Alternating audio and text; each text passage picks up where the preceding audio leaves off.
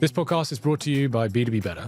Most B2B podcasts rack up downloads, but they never move the needle on pipeline. At B2B Better, we build own media systems that sales teams actually use to close deals. We've helped companies turn their podcasts into revenue engines, shortening sales cycles, improving outbound reply rates, and directly influencing millions in pipeline. So if you're tired of content that looks good on paper, but doesn't drive business results, visit b2b-better.com to see how we do it differently. So we are around day 40 of one episode every day of Pipe Dream for 100 days. On today's episode, I'm going to be sharing some of the numbers with you, what we're doing well, what we need to improve on. Let's get into it.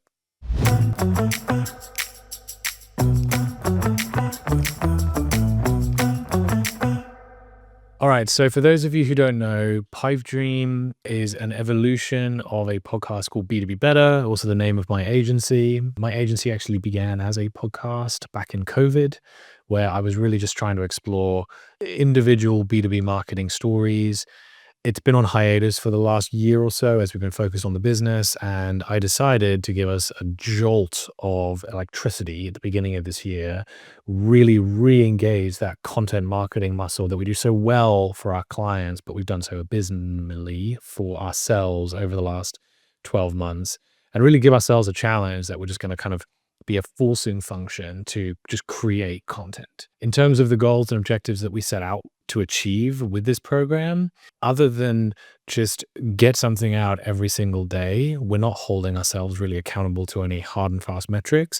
That being said, we love looking at the numbers, and today I wanted to share a couple of them with you. And also just give you some insights as to what we're seeing work, what we're seeing not work, what we want to try and improve on over the next 30 or 40 episodes or so. So when I'm recording this at a time when we've done 34 episodes. So we've published 34 episodes, one a day, one every work day. So, it's quite a lot. Of those 34 episodes, 19 of them have been with guests, and the remainder have been solo episodes, just featuring myself. We put out one long form episode every workday. We have been putting out shorts on YouTube as well. We've created 14 of those. And where this content is going out, it's going out on YouTube every day. It's going out on Apple and Spotify every day. It's going out on my personal LinkedIn and the brand LinkedIn. And that's pretty much it for right now. Before starting Pipe Dream, this season of the show, we didn't actually have a YouTube channel. I never did video back in the day when it was the B2B Better podcast. But that's something that we wanted to launch for this season. And here's some of the numbers. So on the podcast front, we've done 4,500 unique podcast downloads since beginning 34 episodes ago. In terms of YouTube views, we've had 56,000. 35,000 have come from shorts. 21,500 or so have come from the long form episodes. We've also seen our YouTube subscriber rate go from a big fat 0 where we started to almost 2,500 in the last 34 episodes, which is crazy. We've seen our Apple Podcasts and Spotify followers grow by about 10-15%, and we were at about 2,000 before we started.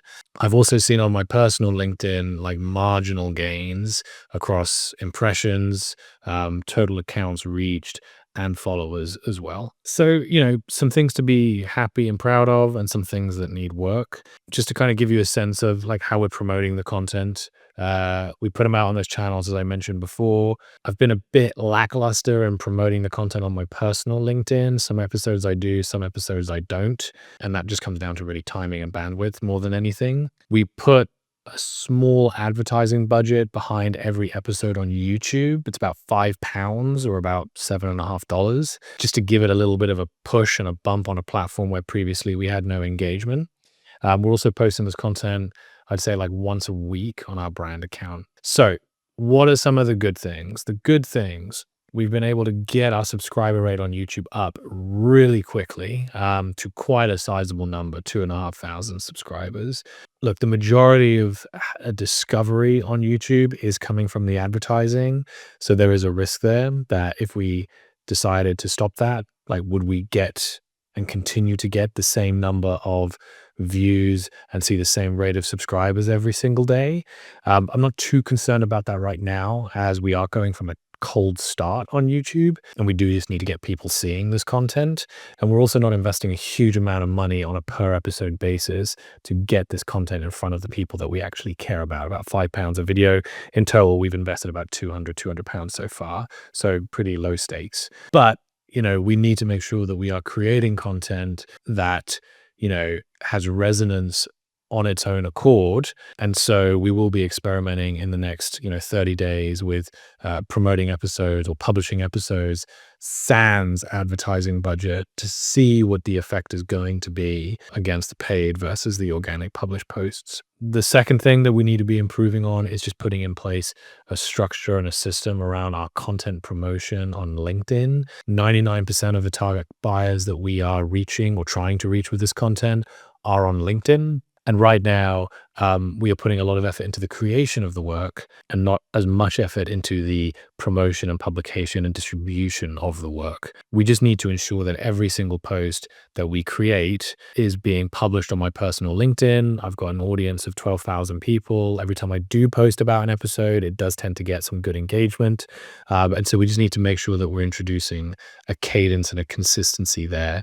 Otherwise, this is all for naught. I will say that in terms of the content that we have created and published on LinkedIn, quite an interesting observation. We do seem to be getting around 20 to 30% more engagement on posts, video posts, where we are publishing long form content. And by long form, I mean around kind of like 7 to 8 minute cuts of the solo episodes versus the 60-second sound bites. And so that's something that we're going to continue to double down on over the next month or two and see if that's a trend that continues to kind of pay dividends. The publishing 10-minute plus episodes just natively on LinkedIn rather than publishing a short and then trying to encourage people to leave the platform to go and consume the full episode, which we all know, LinkedIn penalizes. In terms of the content itself, we are, because of the high turnaround and production time of these episodes, are trying to limit every single recording to around 20 minutes, and that includes with guests.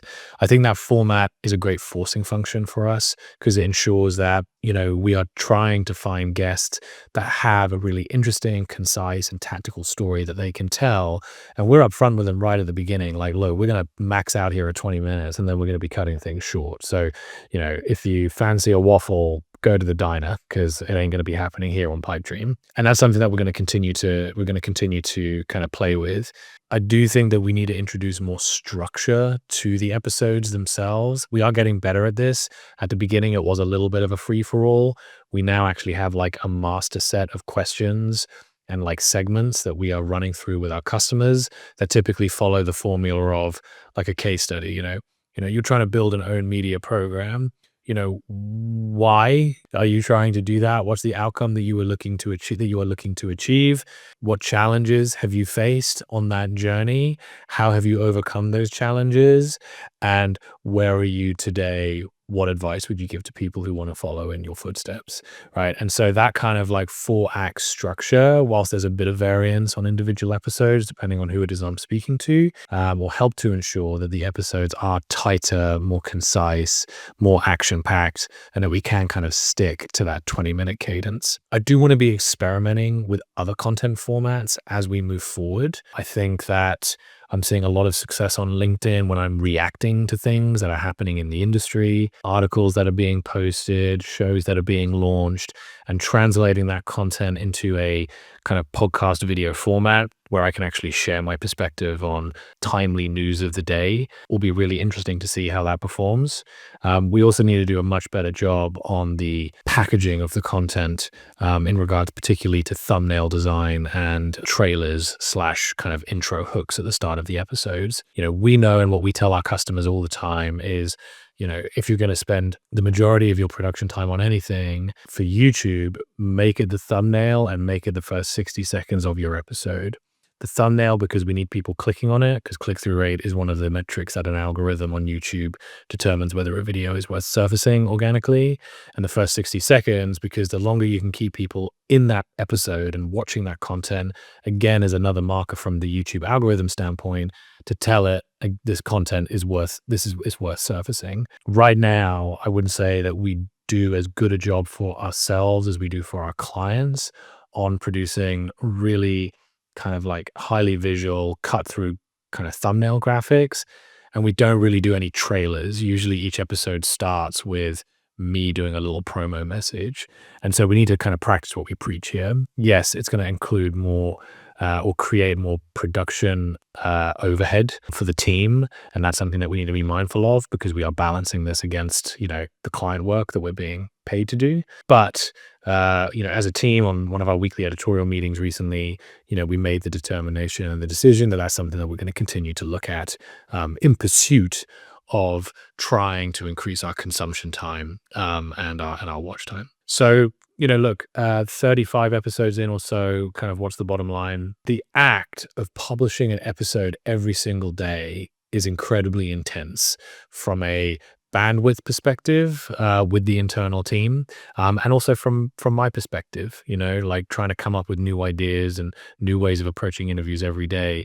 It's a tall order, but as a forcing function to get us back into the routine and the rhythm of creating content for ourselves, to create kind of a test bed that we can experiment with, new ideas around packaging, promotion, distribution, content formatting, etc., and take those learnings and apply them to our clients. This so far has been an incredible and amazing exercise. So if you are still listening to this at this point and you are a listener of Pipe Dream, I just want to take this opportunity to say thank you so much for sticking with us to this stage of the journey.